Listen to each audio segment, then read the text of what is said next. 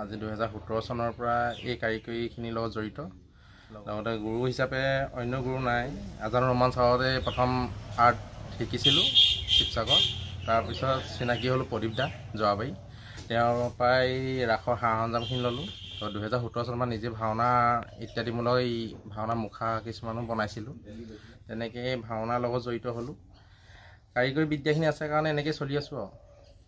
কিন্তু 12 মাহে ভাওনা হৈ থাকে, ৰাসো 2-এখন কৰি আছোঁ। তাৰপৰা মুখা তেনেকৈ কাৰো ওচৰত শিক্ষা বুলি লোৱা নাই, নিজে নিজে শিকিছিলোঁ। তাৰপিছতে প্ৰদীপ দাৰ লগত জড়িত হৈ কিছুমান শিকিব পাৰিলোঁ।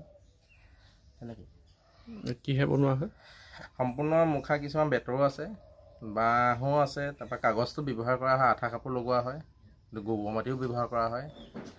মুখাসমূহ বনাবলৈ নিজে চেষ্টা কৰিছোঁ, তেওঁ সহায় কৰি দিছে। আৰু ইভাগে তেখেতক মাতে ভাওনাৰ লগত জড়িত মানে মেকআপ কৰাৰ পৰা আদি কৰি সম্পূৰ্ণখিনি কৰি ফুৰোঁ। আজি নিজৰ উদ্যোগটোৰ নাম নীলকণ্ঠ শিল্প উদ্যোগ, ৰাজিতা মুন্সিয়ে। মোৰ লগত 4-5জন ল'ৰাও আছে। আৰু তেনেকৈ দিল্লীলৈও গৈছিলোঁ মেকআপৰ কাৰণে, আপোনাৰ NSGত তাতো মেকআপ কৰি আহিছোঁগৈ। আপোনাৰ বৰপেটা, গোৱালপাৰা সেইবোৰতো গৈ ফুৰিছোঁ। চলি পোৱা যায়, কিন্তু আৰ্থিকটো অকণমান কম কাৰণে অকণমান অসুবিধা এটা হয় কিছুমান ক্ষেত্ৰত। চৰকাৰে যে আমাক যদি সেইখন সহায় আগবঢ়ায়, তেতিয়া আমিও আগবাঢ়িব পাৰিম আৰু এই আমাৰ সংস্কৃতিটো বিশ্ব দৰবাৰলৈ লৈ যাব পাৰিম। তেওঁলোকক সেইটোৱে আহ্বান কৰিছোঁ।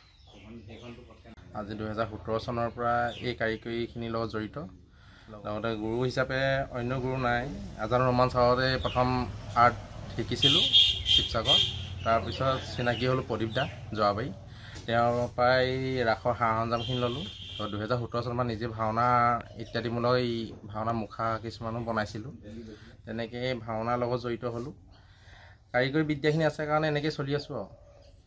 কিন্তু 12 মাহে ভাওনা হৈ থাকে, ৰাসো 2-এখন কৰি আছোঁ। তাৰপৰা মুখা তেনেকৈ কাৰো ওচৰত শিক্ষা বুলি লোৱা নাই, নিজে নিজে শিকিছিলোঁ। তাৰপিছতে প্ৰদীপ দাৰ লগত জড়িত হৈ কিছুমান শিকিব পাৰিলোঁ। তেনেকৈ কিহে বনোৱা হয়? সম্পূৰ্ণ মুখা কিছুমান বেতৰো আছে, বাঁহো আছে, তাৰপৰা কাগজটো ব্যৱহাৰ কৰা হয়, আঠা কাপোৰ লগোৱা হয়, গোবৰ মাটিও ব্যৱহাৰ কৰা হয়। মুখাসমূহ বনাবলৈ নিজে চেষ্টা কৰিছোঁ, তেওঁ সহায় কৰি দিছে। আৰু ইভাগে তেখেতক মাতে ভাওনাৰ লগত জড়িত মানে মেকআপ কৰাৰ পৰা আদি কৰি সম্পূৰ্ণখিনি কৰি ফুৰোঁ। আজি নিজৰ উদ্যোগটোৰ নাম নীলকণ্ঠ শিল্প উদ্যোগ, ৰাজিতা মুন্সিয়ে। মোৰ লগত 4-5জন ল'ৰাও আছে। আৰু তেনেকৈ দিল্লীলৈও গৈছিলোঁ মেকআপৰ কাৰণে, আপোনাৰ NSGত তাতো মেকআপ কৰি আহিছোঁগৈ।